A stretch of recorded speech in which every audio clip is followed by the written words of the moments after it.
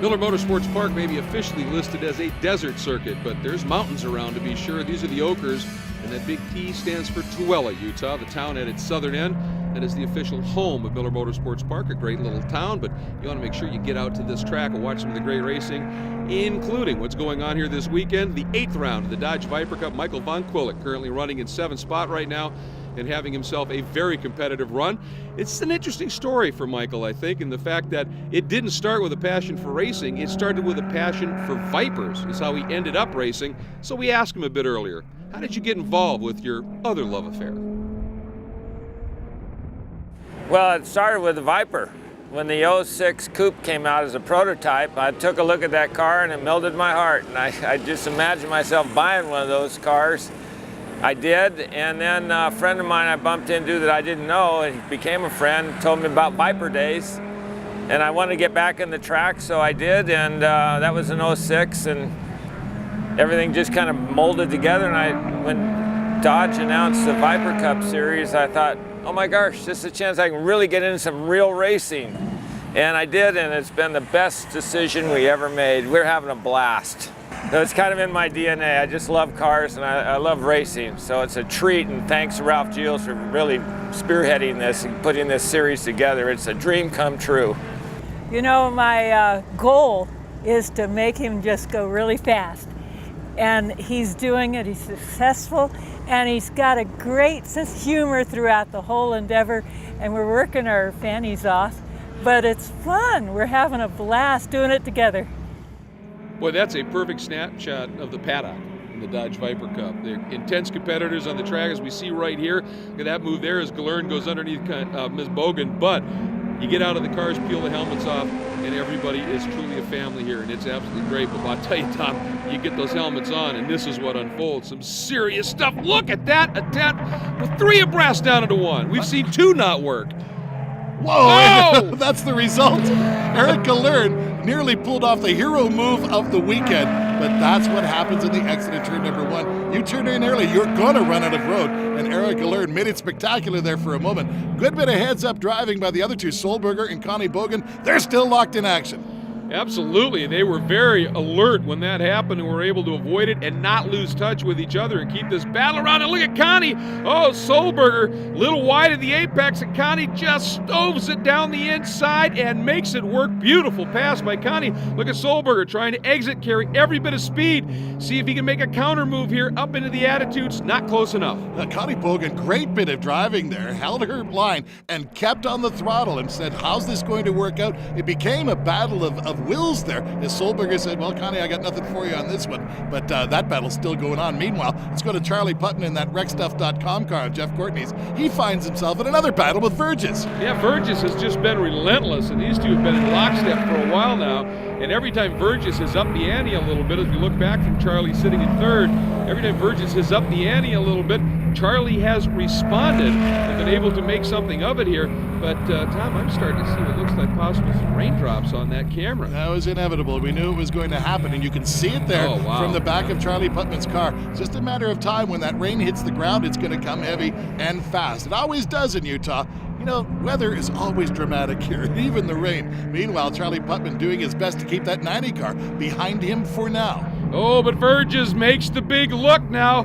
Got a great drive out of the turn, and Putman just shutting the door, and Verges realizing that if he stayed there, they were definitely going to touch. Boy, that was some aggressive driving by Verges and an aggressive counter by Putman. Now Verges into the Tooele turn. This time just goes deep, deep, deep, and look at Putman staying around the outside. They are still side by side, and Verges not able to make that stick, but it has turned from Verga into outright rain. It is coming down, Tom. Everybody in the clubhouse has stopped eating, put down their forks, and is watching some of the best racing, and now Mother Nature comes along and adds an element. This is going to finish up like a barrel of monkeys. Shim's still ahead of Ralph Giles, Charlie Putman, and Keith Verges in the beach battle, and look at Ted Hughes. We'll be back.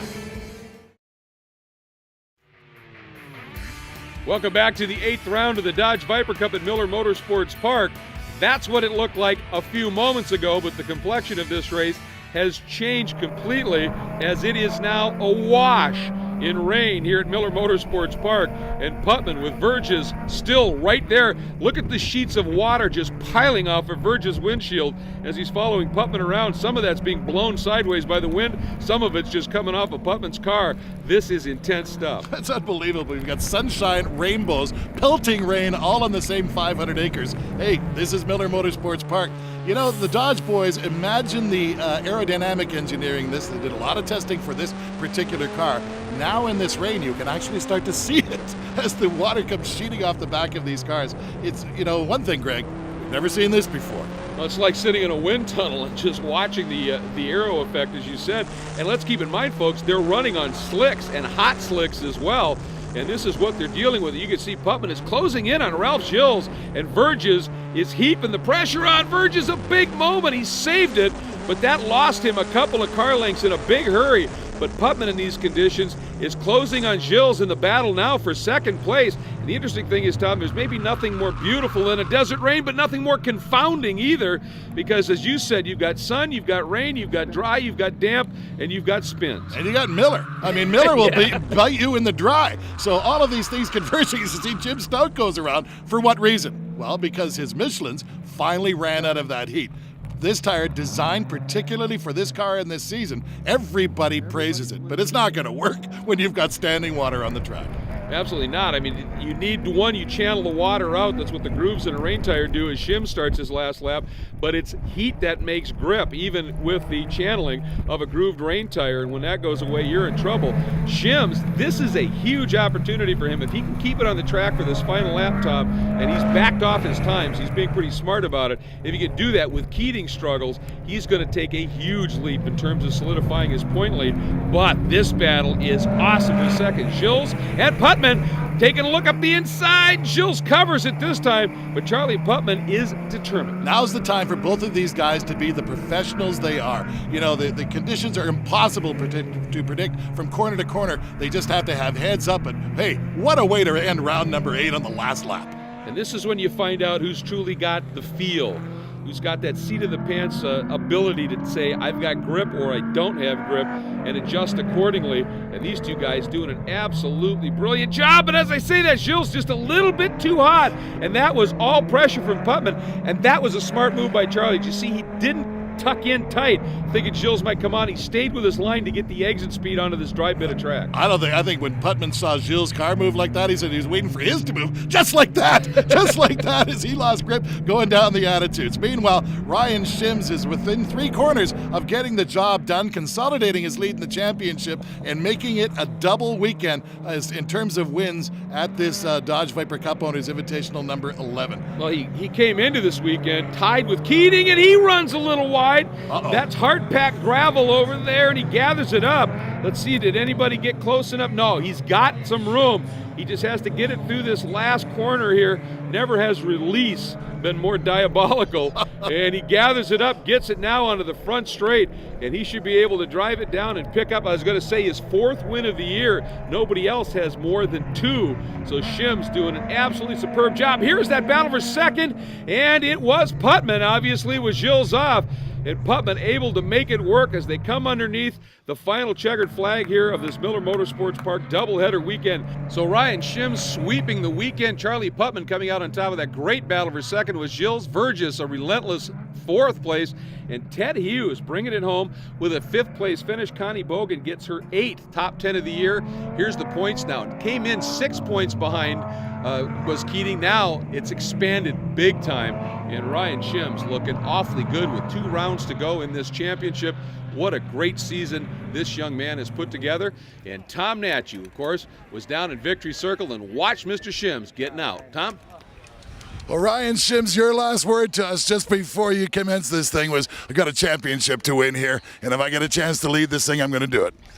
Yeah, we had some issues coming into this race, and we had a serious goal in mind, and that was to come here and win both races and put us in a solid lead in the championship, and that's what we did. And I can't thank the team enough. They executed all weekend, had a flawless car all weekend. The Michelin tires were fantastic. I got to thank American Racing Technology stepping up to the plate this weekend and funding both of our races. Skins Wrap, Motul, my crew, everything's great.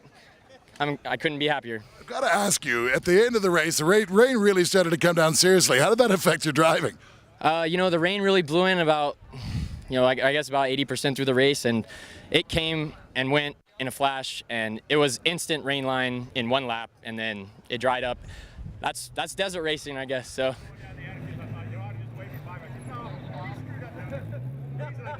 Well, guys, there's one word in racing that you can't say enough, and that's respect. You guys had a pitch battle on the track, and you showed each other the respect that two veterans deserve. Absolutely. It was just a pleasure running with Ralph. I'll run with him anytime. That was just a lot of fun. You know, certainly dynamically speaking, the Dodge Viper acr-x got its first serious test in the rain today, and all at once, too. I've never been dumb enough to run in slicks before in the rain, but it wasn't bad. We just had to be a little gingerfoot. It was enough heat, and actually I was happy when he passed me because he was clearing the rain for me a little bit, but it wasn't enough, you know. Charles Putman, you showed up to your first Viper Cup race, racing the RecStuff.com car for Jeff Courtney. You know, it's got to be satisfying to podium twice in one weekend. Well, I'll tell you, anytime you come into a new series, but particularly something with a big, powerful car like this Dodge Viper, to be able to get in is just a testament to how inherently easy this car is to drive, you know, how intuitive it is. You know, it's just handles so nicely. You know, Ralph, it couldn't have happened at a better time.